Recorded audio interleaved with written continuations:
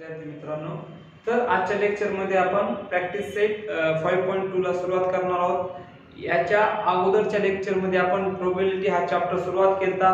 Probability म्हणजे काय, संभाव्यता, आणि हा चॅप्टर मध्ये आपण प्रॅक्टिस सेट 5.1 आपलं पूर्ण कंप्लीट झालं. तर याच्यानंतर आपण 5.2 ला सुरुवात करू. पण त्याच्या आधी मी तुम्हाला कालच्या व्हिडिओमध्ये काय काय सांगितलं ते थोडक्यात सांगतो. तर म्हणजे काय, आपण सॅम्पल ह्याच्यामध्ये काय काय शिकलो.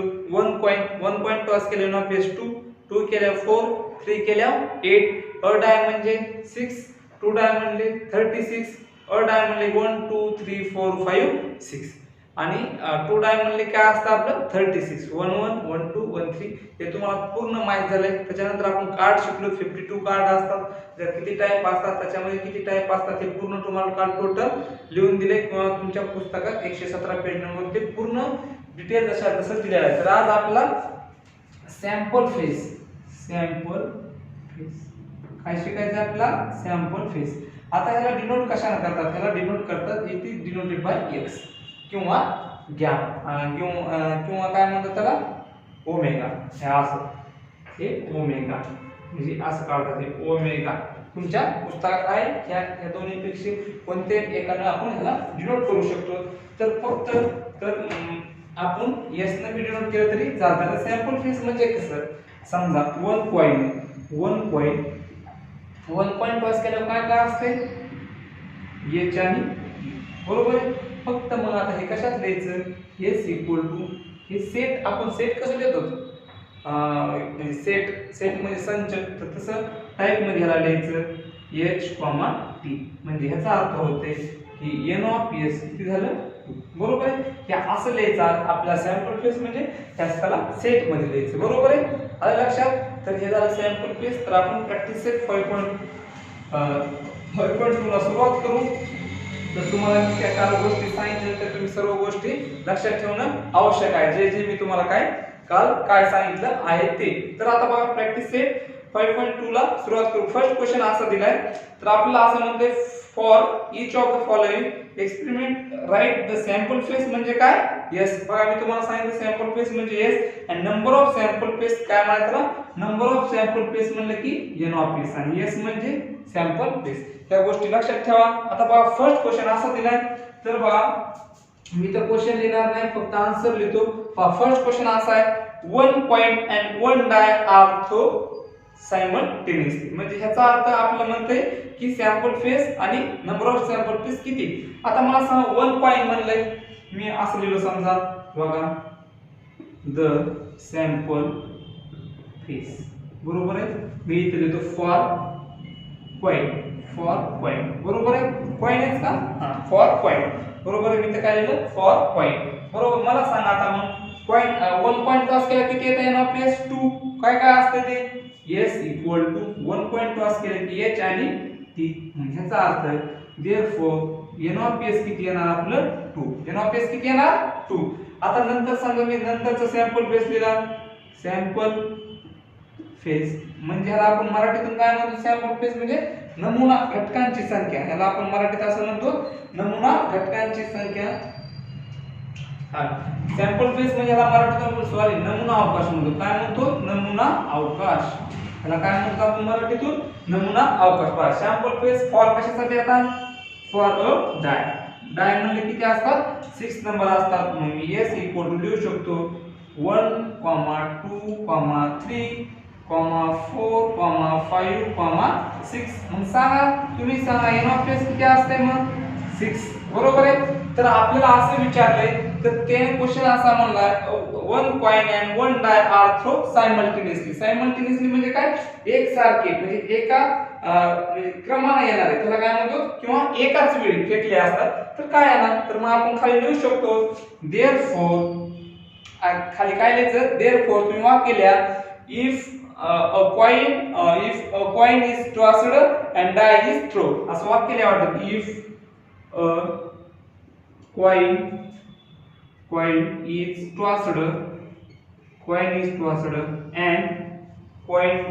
tossed and a die is thrown. हां, बरोबर, die is thrown. Dies throw, बरोबर आहे. Dies throw simultaneously. आणि मग आता खाली लिहू शकतात देअरफॉर. बघा लक्ष द्या, देअरफॉर.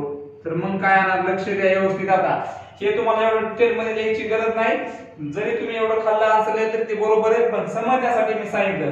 तुम्हाला लक्षात आलं, 1 पॉइंट म्हणले की NOPS 2, डाय म्हणले की NOPS 6. असे सायमल्टेनियसली घ्यायचं, म्हणजे H सोबत 1, H सोबत 2.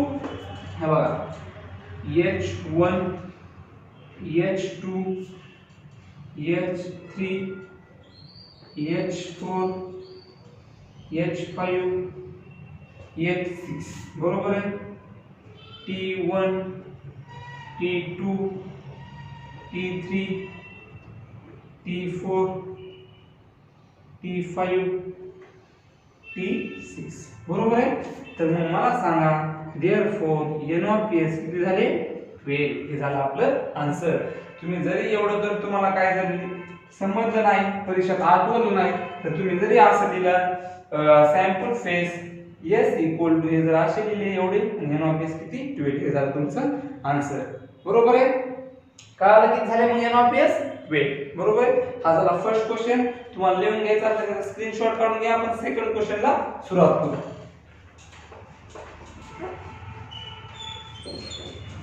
पहा सेकंड क्वेश्चन काय दिला आपल्याला. आता सेकंड क्वेश्चन असा म्हणतोय, 2 digit number are format using the digit 2, 3 and 5 without repetition digit. म्हणजे जे तुम्हाला 3 नंबर दिलेत 2, 3 and 5, याच्यापासून काय म्हणते, 2 अंकी संख्या तयार करा. फक्त त्याचा काय झाला नाही पाहिजे, रिपीट झाला नाही पाहिजे. संख्या काय झाली नाही पाहिजे, रिपीट नसली पाहिजे. तर बघा हे लक्ष द्या, 2 digit number are formed by using the digit 2, 3 and 5 without repetition a digit. म्हणजे डिजिटचं रिपीटेशन झालं नाही पाहिजे. रिपीटेशन म्हणजे कसं, 22, 33 असं नाही आलं पाहिजे, म्हणजे त्याचं रिपीटेशन झालं नाही पाहिजे. म्हणजे त्या अंकाची पुनरावृत्ती न करता किंवा डबल अंक न घेता, तर मग मी खाली लिहितो इथं द सॅम्पल फेस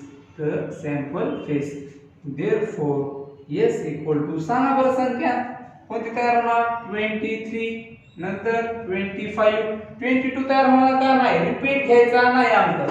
नंतर सांगा 32, 33 येईल का बरोबर, नाही 33 काय येणार नाही, कारण रिपीट व्हायला. 35 नंतर काय झालं, 52, 53 झाले. मला सांगा हे मग देअरफॉर NOPS किती, मोपा 1, 2, 3, 4, 5, 6. NOPS किती आलं मग आपलं, 6. हे झालं तुमचं आन्सर. अशा प्रकारे आपला फर्स्ट क्वेश्चन इथं पूर्ण झालेला आहे. तर आता सेकंड क्वेश्चन हे तुम्ही लिहून घेऊ शकता.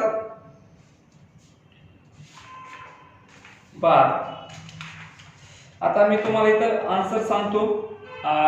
क्वेश्चन मी इथंच वाचून दाखवतो तुम्हाला, बोर्डवर क्वेश्चन काय मी इथं लिहिणार नाही. आता बघा क्वेश्चन नंबर 3 काय पाहिलं, नाही सॉरी क्वेश्चन नंबर 2. बघा आता क्वेश्चन नंबर 2 म्हणतंय, the arrow is rotated and hit the stop of the randomly on this dice to find out the which of the color is made stop. म्हणजे आता ह्याचा अर्थ आपल्याला काय म्हणतंय, बघा पुस्तक दाखवतो तुम्हाला मी. तर सेकंड क्वेश्चन दिला, असे एक डायग्राम दिली, डायग्राम मध्ये सर्व काय दिले कलर. मग ते म्हणते की आपल्याला ह्याचा काय काढा, म्हणते NOPS काढा. म्हणजे जितके कलर तेवढे NOPS. फक्त आपल्याला कशापासून सुरुवात, चला बघा आता बघा, तर ते काय म्हणतंय, find out on which colour is may be stop, बरोबर आहे. तर मग आता ह्याच्यात किती कलर, म्हणजे आपल्याला ह्याच्यात काय करायचं, आपल्याला NOPS फाइंड करायचं. काय फाइंड करायचं आपल्याला, NOPS. म्हणजे there are the 6 colour on the disc. ह्यामध्ये किती कलर आहेत, एकूण 6 कलर. त्यानं असं म्हणलंय can be stop the any of the colour. तर आता बघा, तर ह्याच्यामध्ये एकूण 6 कलर आहेत. NOPS किती झाले, 6. तर मग तुम्ही असं आन्सर मध्ये लिहू शकता. असं आन्सर मध्ये लिहा, द सॅम्पल फेस, बघा कलर किती इथं 6. The sample space therefore S equal to, ह्याच्यामध्ये त्या पूर्ण 6 कलरचे नाव लिहा तुम्ही. कशानं, रेड, ऑरेंज, नंतर कोणता आहे, रेड, ऑरेंज, येलो, ब्ल्यू, नंतर कोणता आहे ग्रीन,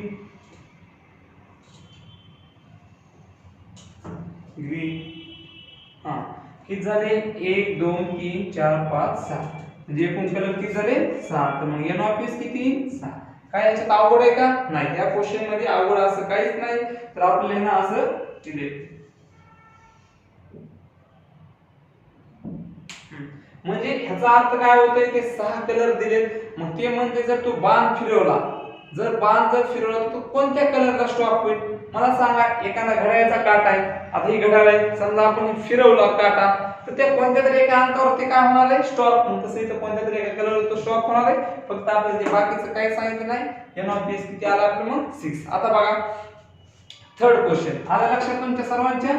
तर थर्ड क्वेश्चन असा दिलाय बघा. थर्ड क्वेश्चन मध्ये आपल्याला असं दिलंय, हा एक कॅलेंडर दिलंय बरोबर आहे. ते कॅलेंडर दिसते आपल्याला मार्च 2019 म्हणजे त्या आता समजा त्या महिन्यात आपला काय असतात एक्झाम असतात मार्च 2020 असो. तर असं म्हणले बघा आता in month of the March 2019 find the day of the which date is multiple of 5 see the given. हा बघा म्हणजे ह्याचा अर्थ काय होते की ते जे नाही का तिथे कॅलेंडर दिलंय ना, कॅलेंडरची सुरुवात 1 पासून झाली आणि मार्च महिना कोणता कितीचा असतो 31 चा. तर ते म्हणते मग 5च्या पटीत म्हणजे 5 10 15 20 25 बरोबर आहे. ते काय म्हणते 5च्या पटीत म्हणते. ते असं म्हणते की खालील कॅलेंडर दिले 5च्या पटीत येणाऱ्या संख्या कोणत्या आणि त्या संख्येचे आपल्याला काय न्यायला सांगितले तर नावे. मला सांगा 5च्या पटीत कोणत्या संख्या आहेत. 5 10 पुन्हा 15 नंतर सांगा लवकर. हा 20 25 आणि 30. 35 येईल का 35 तारीखच नसते मग 31 पर्यंत असते बरोबर आहे. तर मग मी आता खाली आन्सर लिहितो इथं बघा. तुम्ही तुमच्याकडे पुस्तक असेल व्हिडिओ पाहताना तर मी असं लिहितो answer multiple of 5 are dates. 5 are date म्हणजे याचा अर्थ होते 5च्या पटीत.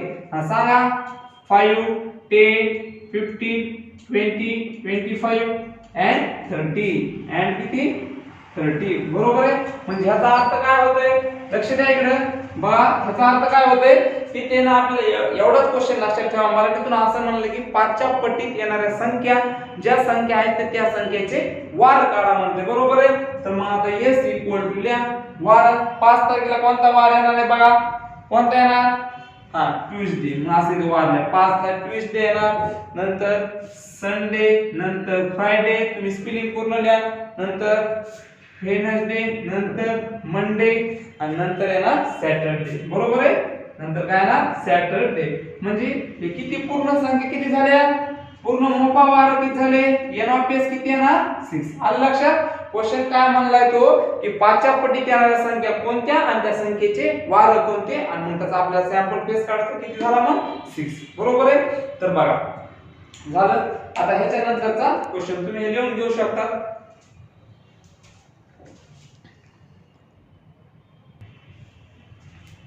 हा तर पहा विद्यार्थी मित्रांनो, तर आजच्या प्रॅक्टिस सेट मधला आपला शेवटचा क्वेश्चन आहे. आता शेवटच्या क्वेश्चन मध्ये असं म्हणते बघा लक्ष द्या व्यवस्थित लक्ष द्या. तर तिथे काय म्हणते 2 बॉईज अँड 2 काय येतात गर्ल म्हणजे 2 मुलं आणि 2 काय येतात मुली. बघा लक्षात द्या क्वेश्चन मी बोलतो त्यांच्याकडे लक्ष द्या. मी बोर्डवर लिहिणार नाही.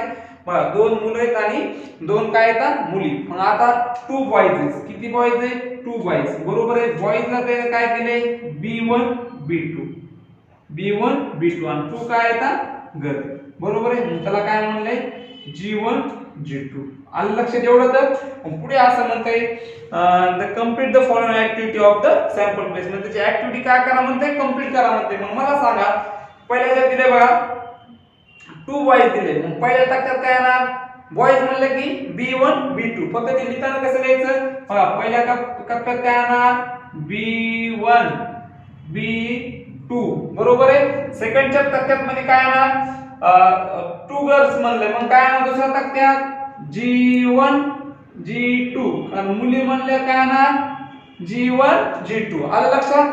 आता बघा नंतर काय म्हणते तिसऱ्या ह्याच्यामध्ये सी मध्ये काय म्हणते 1 boy and 1 girl. One boys and one girl, म्हणजे एक मुलगा आणि एक मुलगी. तर मला सांग किती तक्ते होतात? 4. म्हणजे त्याच्यात काय आलं पाहिजे? एक मुलगा एक मुलगी. तर मग कसं येणार बघा, पहिल्या तक्त्यात काय येणार बघा, असे 4 तक्ते दिलेत, बरोबर आहे. बघा लक्ष द्या, असे 4 तक्ते दिलेत तिनं.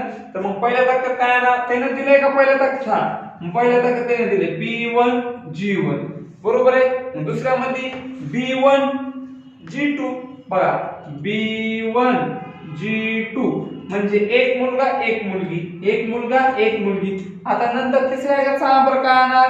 B2 घ्या, बघा B2 G1, B2 G1 double नाही आलं पाहिजे, B2 G1 आणि नंतर B2 G2, बरोबर आहे. B2 G2 आले. एक मुलगा एक मुलगी, एक मुलगा. आता तुम्ही असं घेऊ शकत नाही, G1 G2 घेऊ शकणार का? नाही, एक मुलगा एक मुलगी म्हणजे B1 G1, B1 G2, B2 G1, B2 G2. आलं लक्षात? आणि नंतर शेवटला म्हणतंय therefore the sample face, sample space. बघा आता किती सोपं आहे. ह्याचा सॅम्पल फेस काय करायचं? 1 2 3 4 5 6 6 ला 6 ह्याच्यामध्ये लिहायचे. हे झालं तुमचं आन्सर. आलं लक्षात? ह्याच्यात काय अवघड आहे का? नाही. तर मग मला सांगा, बरोबर आहे समजलं? पहिल्या ह्याच्यात दोन्ही मुलं दोन्ही मुली, नंतर एक मुलगा एक मुलगी, एक मुलगा एक मुलगी म्हणजे पहिला मुलगा दुसरी मुलगी असं, बरोबर आहे.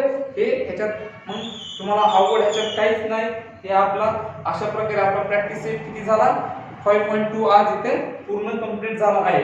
तर आपण उद्याच्या लेक्चर मध्ये 5.3, आपण उद्याच्या लेक्चर मध्ये काय सुरुवात करू? 5.3 ला उद्या आपण सुरुवात करू. म्हणजे आता आपल्या ह्या चॅप्टर मध्ये राहतात किती? 2 एक्सरसाइज आणखी, बरोबर आहे. प्रॅक्टिस सेट 5.2 आणि 5.2 झालं आपलं 5.3 आणि 5.4. आपण उद्या काय करू? प्रॅक्टिस सेट 5.3 घेऊ आणि नंतर परवा दिवशी प्रॅक्टिस सेट 5.4. म्हणजे आपला अशा प्रकारे म्हणजे 5वा चॅप्टर पूर्ण होईल. तर एकूण किती प्रॉब्लेम आहेत? 6. तर उद्याच्या लेक्चर मध्ये आपण ते प्रॉब्लेम घेऊ. तर आज इथेच आपण थांबू. सर्वांनी व्हिडिओ पाहून सर्वांनी होमवर्क करा. होमवर्क करून आपल्या ग्रुपवर टाका. आणि काय जर कोणाला समजत नसेल, काय अडचण असेल तर तुम्ही कॉल करून विचारू शकता. तर सर्वांना धन्यवाद. उद्याच्या लेक्चर मध्ये आपण भेटू.